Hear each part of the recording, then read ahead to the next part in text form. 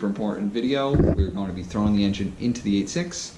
To do that, we have to do a few steps like nut and bolt the actual engine, finish up the oiling lines for the turbo, and get the fuel lines ready on the car. We have a Chase-based fuel line kit we got to do.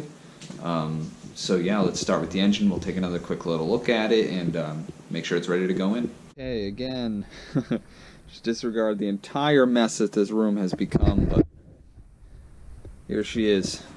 So we got the fuel rail on. Obviously I can't really mount or do anything with the this Tomei pressure regulator of the oil filter remote mounting kit off at the moment.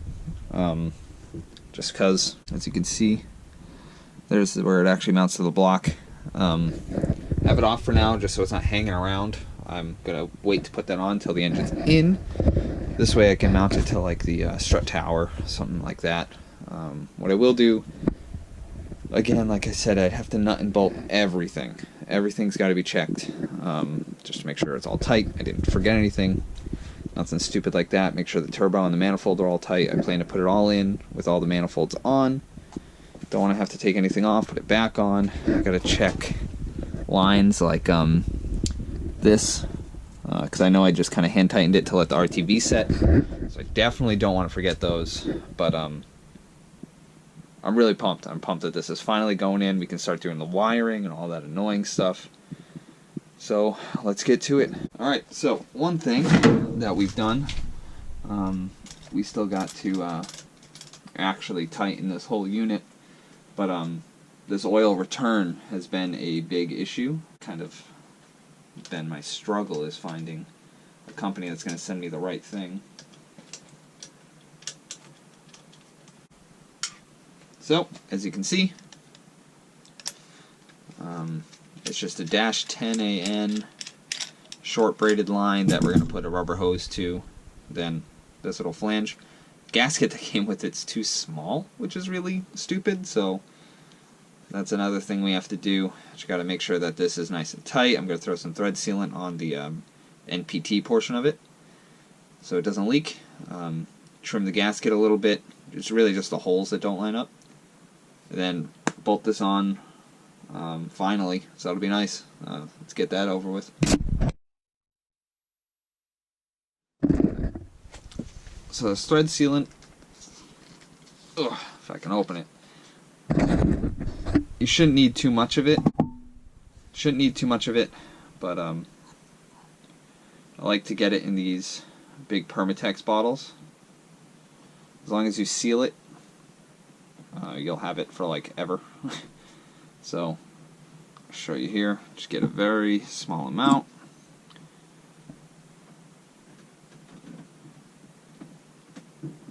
Push it on there.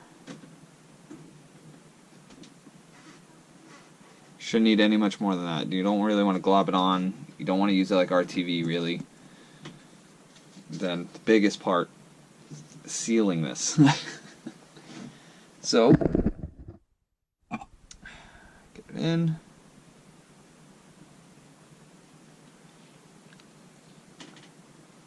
I used to like the Teflon tape. It's the same thing as Permatex, but it's just in an actual big, round. It's like getting a little piece of electrical tape, wrap that around. But I really like the brush on stuff, so stick with that. So let's get this actually nice and tight, and we'll trim up the gasket, get it on the turbo. For the oil pan portion of the turbo return, I'm actually using the oil return from the head. So I went with a small port head because they're a little bit easier to find sometimes if they're out of the front wheel drive vehicles. And they have a oil return from the head that the big ports don't. It's usually here, which you see I have blocked off because now I can't use it with all of the factory rear-wheel drive coolant lines that I'm running. So I've blocked that off on the pan. Not a big deal. It actually helps me with my turbo return. So at least get it into the pan. See how it looks. So these MRP pans are really nice. They all have threaded spots where everything needs to go. So luckily for me, this is NPT already for me. Get that in.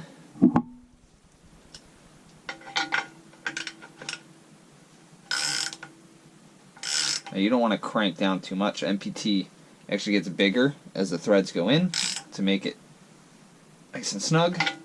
That should be all you need. So now, as you can see,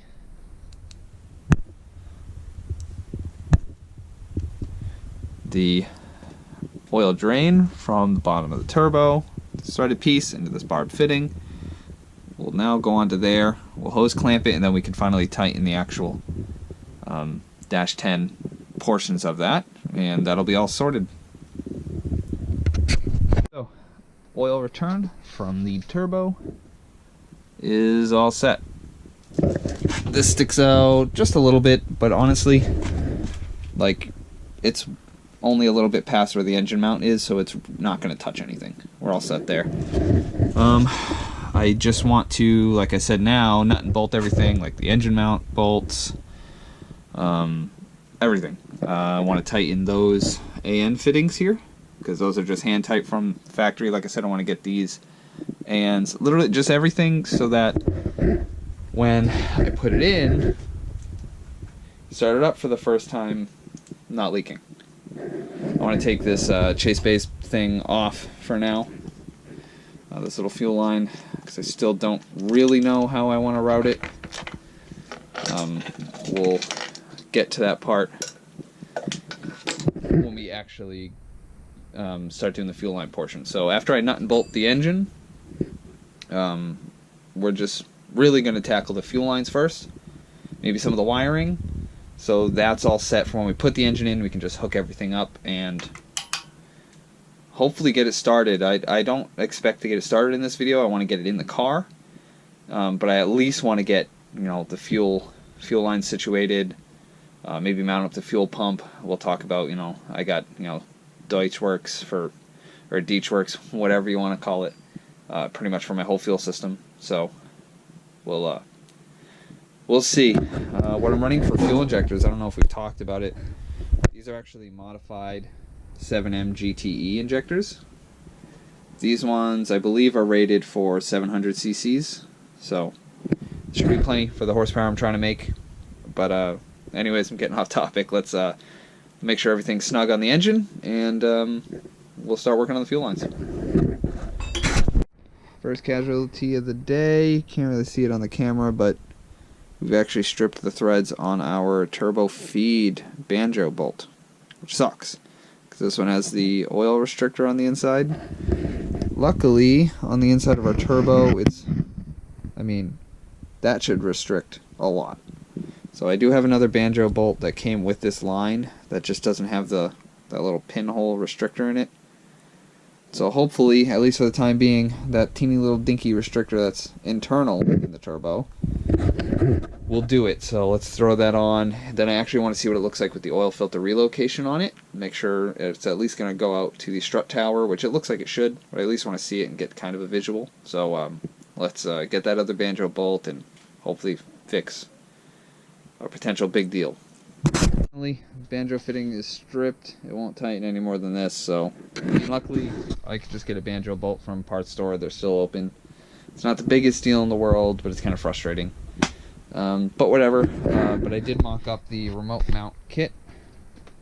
It looks like it should reach the strut tower where I want it. I'm going to have to reposition this for my oil cooler to face more forward, unless it will let me do it now. Yeah, it'll probably be something like this. And I do have a bracket for this kit. This is a nice P2M piece, glow shift sandwich plate. So yeah, it should, with that bracket, bolt right to the strut tower next to where my coil pack goes. And it's pretty clean, you know. It's not too long, not a bunch of hose everywhere, so that's nice.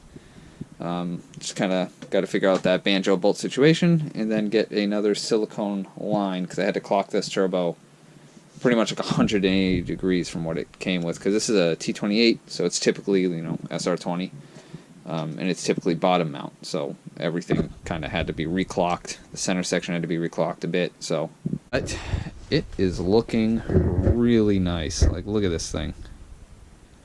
I absolutely cannot wait to finally fire this thing up. It's gonna be so nice. Alright, so While we're waiting on getting a banjo bolt, let's tackle those fuel lines. We'll get the OEM lines out of the chassis, start routing the chase bays ones in, and you'll see how awesome those look. Those look real nice. Okay, so this is my chase bays fuel line kit. This is actually specifically designed for the AE86. It will work on either the SR5 or the GTS, but you need to at least be running the GTS fuel tank and sending unit. But in our case we have a fuel cell, so we have to modify it slightly regardless. But it does come with a couple nice things.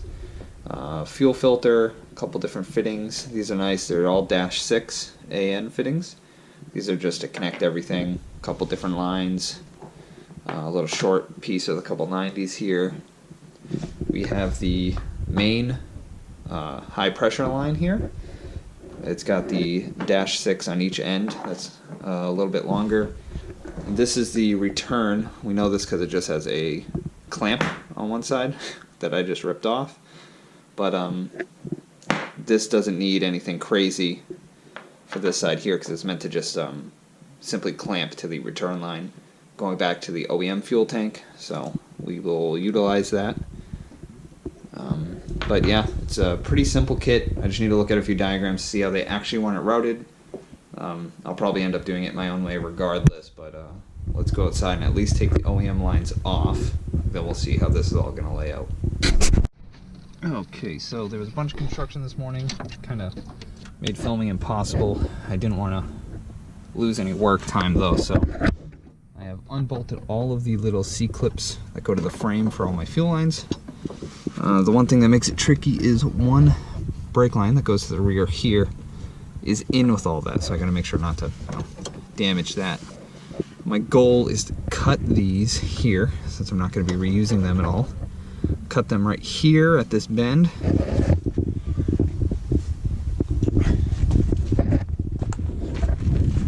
Maybe a cut down here in the middle somewhere. Just be able to pull the other half out. I do have my old existing rubber portions. There's still a little bit of fuel in there. I tried getting out most of it, but got to take that off. I have my little 8-gallon cell in here. My old Carter fuel pump. It's a Trooper. This is probably where I'm going to mount my new Deechworks pump. We'll get to that when we actually start mounting. These are all the C-clips. I'm going to try and utilize a few of these. Obviously without the rubber in them for my two new lines. Probably just like oval this out a little bit and then bolt it to the frame. Not that one, but probably 2 or 3 of these maybe. This way I can at least get the lines tucked up out of the way. I want them routed where the OEMs used to go, which was in the trans tunnel where the drive shaft goes and everything. So let's at least jack the car up again and we'll show you all that. Okay, so as you can see, these lines here, they were like tucked way up in here. Obviously with all those clips, like I said, one of these is that brake line. So I just really need to make sure I'm not cutting that.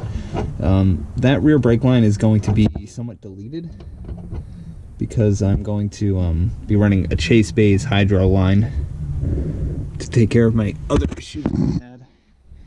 But I think that this high one is our brake line that we don't have to worry about. So, but you can see how shitty these lines were getting.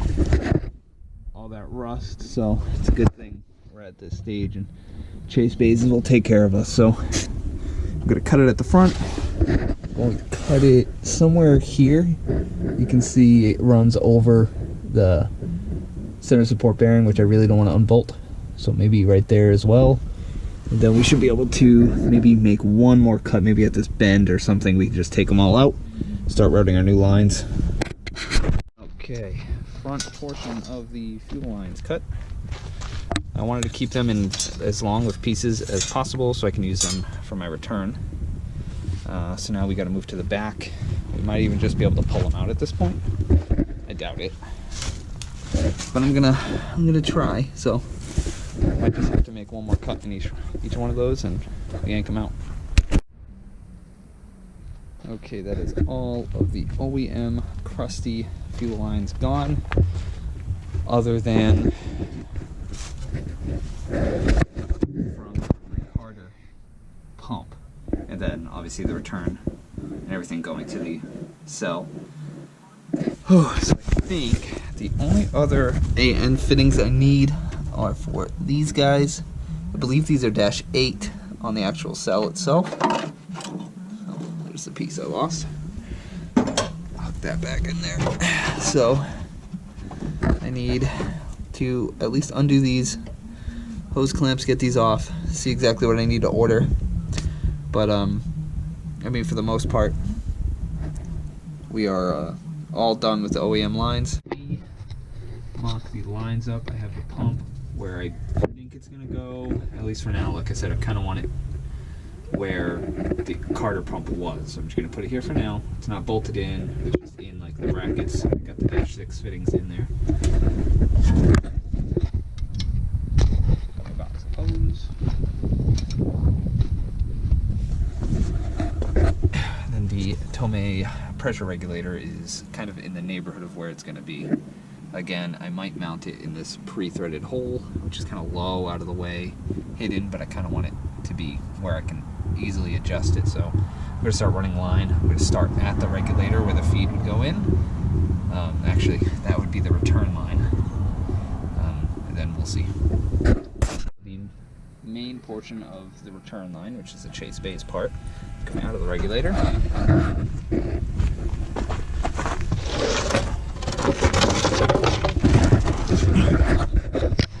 As you can see, I've got it running. Same location, obviously I have to like tie it up with those little brackets I was talking about. But it comes over the support bearing, comes here and it stops right there. So I am going to have to use some of that metal portion, which is fine. Like I said, it's low pressure, so I can get away with doing that. So that I will probably just tie up for now. I don't want to use too much of it, but yeah, we'll see. Let me start running the high pressure section. Okay, so return line ran all the way to the back, as far as it can. Like I said, I'll need to kind of make up the rest of it. This is the feed line going to, this is like the high pressure that would go to the rail. This is like as far as it goes with the pump in the position that it's in. So I might have to run the pump just under the car, like on the frame rail somewhere, which really isn't a big deal. I was trying to kind of avoid that so I can keep everything in the same spot wiring wise. Because the only pieces left are this 90, this double 90 section, which I believe goes on the actual fuel rail, and then this fuel filter. This is the way I was going to run it. You know, fuel filter on the high pressure side before the rail. You know.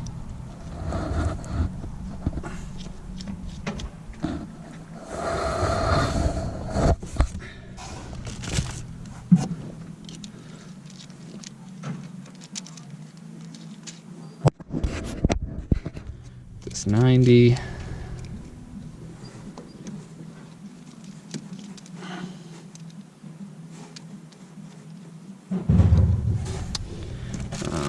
And then something here. So we are gonna just have to see, you know, in order for this to reach, I used both of those straight fittings. So what I will do,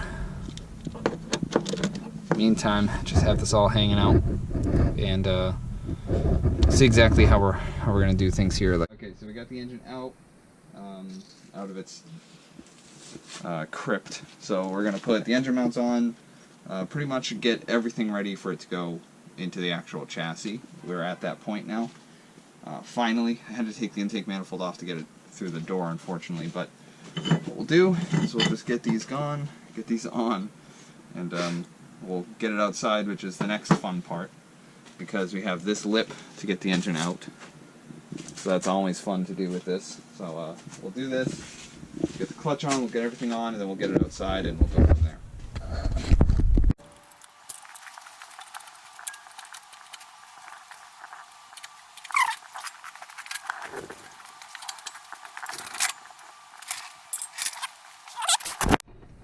Alright, we are done with the engine stand, finally, for all winter of getting this engine ready. So obviously we have all new seals all over it, rear mains, front mains, new pump, everything is completely refreshed. So now we just got to throw the dust shield on, which I forget every single time I've ever put the engine in. So we're going to do that right now. Then flywheel, clutch assembly, and then we have to do the fun process of getting it to the car. So get that going. So now I guess that number goes this way, onto the dowels. See the dowel. Go.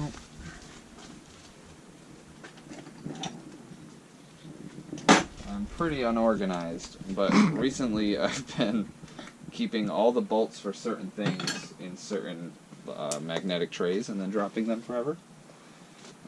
So this way at least everything stays with where it's supposed to go.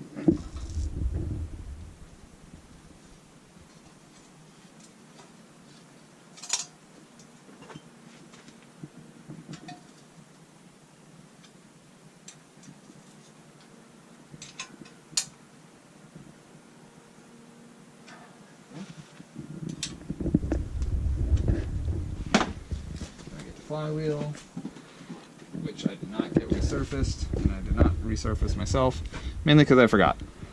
Got all these are all heat marks because I was having clutch issues last year, but it's really nothing. It's not the worst I've ever seen, so we'll be fine. Also, I don't really make a lot of power to worry about it. A lot of people Loctite these bolts, but I've never had a single issue not Loctiting them, so I've just always kept them nice and clean, make sure the threads are good, and honestly, I've never had a single issue with it.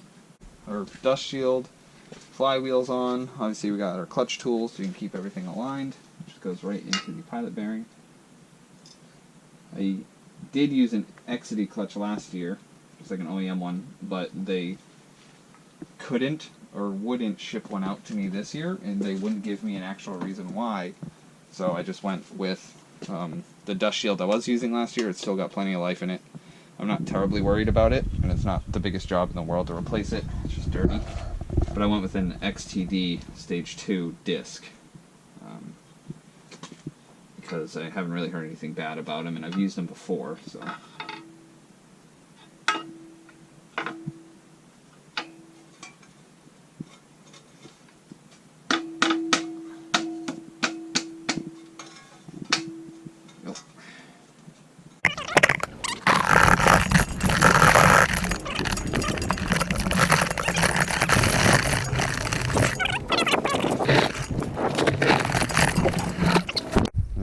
We have the engine over to the 86 finally. Obviously, now the fun part. What I do with my particular case is I always jack up this side of the vehicle, take this wheel off, and then it's like the easiest to kind of just put the jack in at an angle, kind of slide it over this way. Just with the particular ride height that I am, I always hit the tension rod brackets. So hopefully this goes right on to the splines of the transmission without an issue. And look, Taylor's doing something all by herself.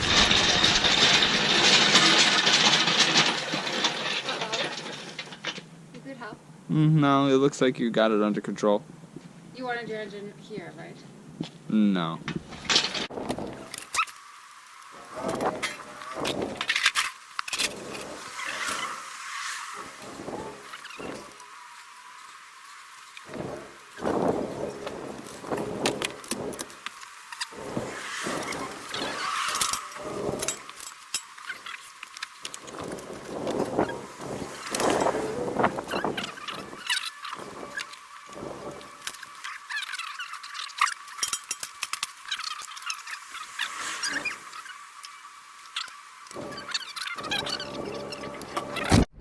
So 17 hours later, engine's in. It looks really good, but that took forever. The turbo was hitting on the brake master cylinder, so I had to reclock it, which kind of put the wastegate at an awkward angle, so hopefully it still opens properly, whatever. Now we actually just have to bolt it down, bolt the transmission on. I'll at least get that intake manifold on as well, so you can see that. And then we can finally be done with this video. So, yeah, let's get the transmission bolted on, intake manifold, and then we can move on to all the other stuff that at least get it running. Even when I have multi-layer steel gaskets, any other type of gaskets, I like to throw some copper spray on there. It doesn't only kind of help to hold it on to whatever adapters and manifolds you have, just gives you that extra bit of seal. The other one's already on the head, don't worry.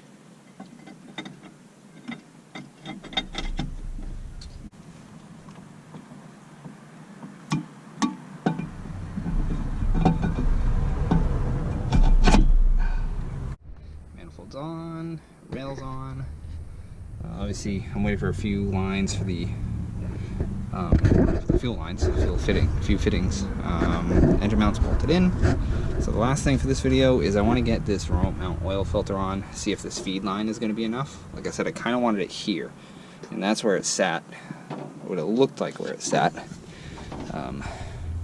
you know, when I had it on the engine stand. So that'll be the last thing for the video. At least get that on, seal up the engine fully. I don't want any air like getting into like these fittings, and it has assembly lube on everything, but still, I want to at least seal that part up. Then in the next video, we'll go on to probably the wiring, getting oil in it, getting it ready to fire for the first time. But this was an absolute battle to get this engine in. It fought me every step of the way. This is definitely the hardest time, because I've had this engine in and out quite a lot, unfortunately. But this one was just so bad. So let's get this on, see how it looks, close out the video. Alright, so here's turbo. Remote mount's going to be somewhere over here. I'm going to definitely move this coil into a better location and just put this in its place. I know it's going to be kind of messy, but all the oil will drain back down this way, so the upwards way it's orientated shouldn't be an issue. And it reaches with my feed line. My turbo drain came out pretty nice, clears the engine mount, there's the actual block. Intake's on. It looks good, but that's it. My biggest issue, same thing with the other turbo I had, it's going to be clearance. I should be able to make some sort of heat shield. I know I'm going to put a metal heat shield here that Greddy makes, so, or I'm sorry, yeah, it's either Greddy or it's one of the other turbo manufacturers, something like that. They make a nice metal heat shield. That's going to go there, which should be perfect because it'll block my brake master cylinder. But this, like, there's absolutely no room for a downpipe. At least with this fitting, I'm going to have somebody that I know make a really tight bend and a custom downpipe for me for my Buddy Club exhaust that I'm waiting to cut in. Until I get all my fuel fittings in, I can't really do too much. I can obviously put the front end back together, but we'll save that for another video when we get closer to firing it up. So thank you for watching. Thanks for putting up with me. This thing's looking really good. I'm getting really excited now that it's at least in the car. Can't wait to fill it with fluids and at least hear it for the first time, get it on the dyno. So thank you for watching. Please subscribe. Any comments you want, I'll read them all. But have a good one. We'll see you in the next one.